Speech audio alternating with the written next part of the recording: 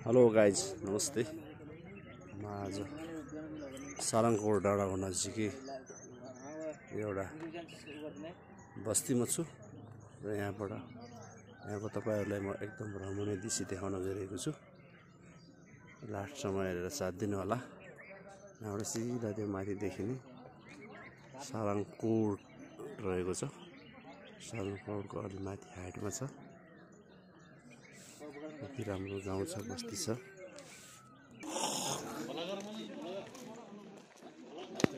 यो रहेको छ गेरजाडी टोल विकास संस्था। यहाँहरूलाई स्वागत गर्दछ।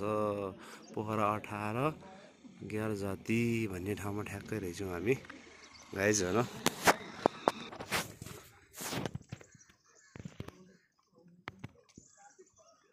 यो बुद्धको हात रहेको छ।